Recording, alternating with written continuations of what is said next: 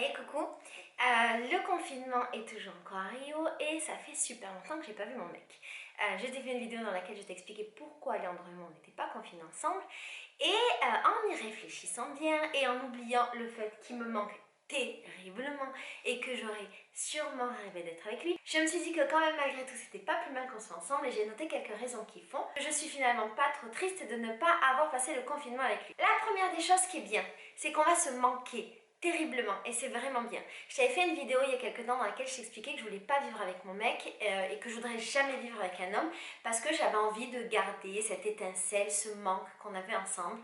J'ai pas envie de m'habituer à l'autre j'expliquais que dans notre relation Alejandro et moi, ça fait 2 ans qu'on est ensemble, ça fait 2 ans qu'on ne vit pas ensemble, qu'on se voit 1 à 2 fois par semaine et j'aime le fait de ne pas le voir, j'aime le fait d'être super heureuse quand il arrive, j'aime le fait qu'il me manque et donc dans le fait de rester comme ça confinés loin l'un de l'autre pendant au moins 2 mois et depuis une dizaine de jours, voire plus, peut-être 15 jours, depuis plus de 15 jours que je ne l'ai pas vu, et bien ça nous permettra de continuer à nous manquer et quand on se verra, on sera hyper heureux. Je trouve aussi que c'est une épreuve de couple qui est assez intéressante.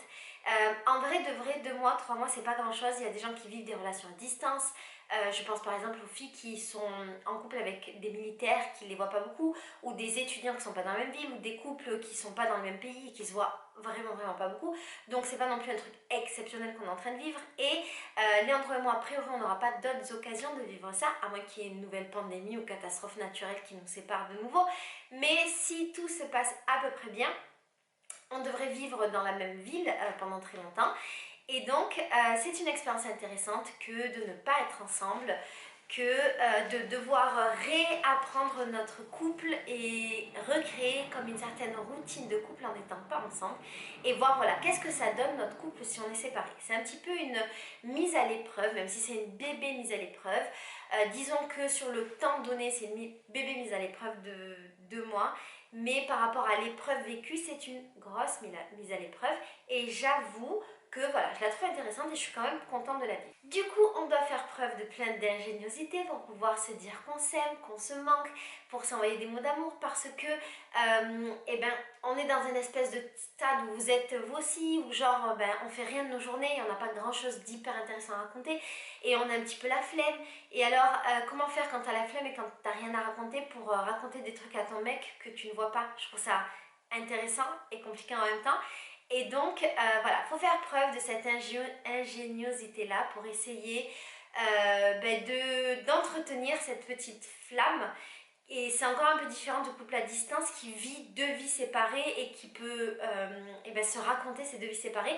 Nous, on vit 2 vies séparées de rien en ce moment. Par exemple, Léandre et moi, on se dit toujours bonjour et bonne nuit, donc quand on se réveille, quand on se couche. Et on ne s'appelle jamais, parce que je déteste les appels dans la vie. Et donc, on ne s'appelle pas au téléphone, on se fait très peu tout ce qui est FaceTime et compagnie. Et bien évidemment, comme pour beaucoup de gens, ça c'est arrivé dans notre couple alors que ça y était pas. Et c'est intéressant de voir, c'est des nouveaux rituels. Le soir, on s'appelle, on se fait un petit FaceTime, on se parle pendant 10 minutes, 15 minutes. On trouve des choses à se raconter, on se pose des questions par rapport à des choses de nos vies. On essaie d'avoir des conversations profondes. Et voilà, c'est assez bien de recréer tout ça et ça apporte une nouvelle magie, si on peut dire ça comme ça. Là où je suis assez contente aussi de ne pas être confinée avec Leandro, c'est que on ne peut pas avoir d'embrouille, a priori. Alors il faut savoir que nous en 2 ans, on s'est jamais disputé. On a eu des incompréhensions et on en a discuté, ça s'est réglé, donc on n'a pas eu de dispute.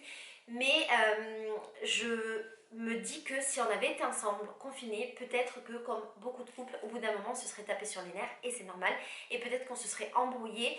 Et je suis très heureuse de ne pas avoir à vivre ça dans ces conditions-là. Alors je sais que les embrouilles, ça fait partie du couple, c'est normal, machin, ok. Sauf que dans ces conditions de confinement, de stress, d'anxiété et compagnie, je sais pas si les embrouilles sont hyper constructives. Vous me direz, vous les couples qui sont ensemble. Et donc je suis très heureuse de ne pas avoir mis à l'épreuve mon couple de cette manière-là. Je suis très heureuse également de ne pas avoir eu à le découvrir dans son quotidien, du plus quotidien, et en plus de ça avec cette épreuve de ne pas pouvoir sortir. Comme j'avais dit dans ma vidéo sur le fait que je voulais pas vivre avec un homme, je t'avais expliqué que tous les petits actes du quotidien, tous les petits trucs qui cassaient un petit peu la magie, j'avais plus envie de les vivre et que j'avais pas forcément envie de vivre cette intimité, même si je trouve qu'elle est chouette. Je l'ai vécue pendant très longtemps parce que j'ai toujours vécu avec mes mecs. Mais voilà, maintenant je suis dans un cycle de ma vie où j'ai plus envie de le faire.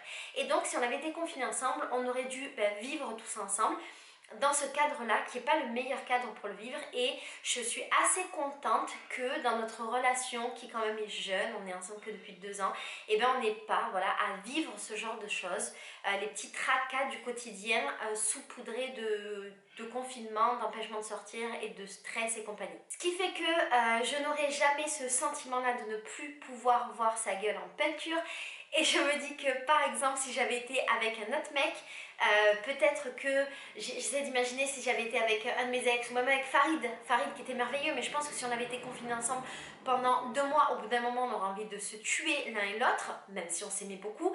Je suis très heureuse de ne pas arriver à ce stade-là, de ne pas supporter l'andro, même si je sais très bien que ce sont des états passagers. J'imagine très bien que les couples qui sont ensemble, ils vont le ressentir et qu'ils vont arriver à aller au-dessus.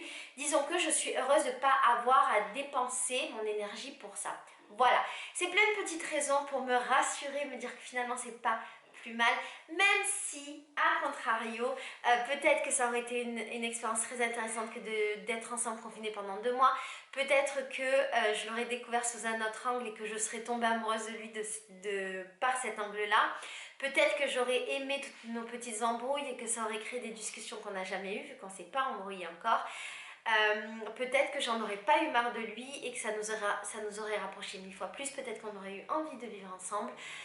Je ne sais pas, je ne saurais jamais, mais en tout cas je me raccroche à ce que j'ai pour l'instant.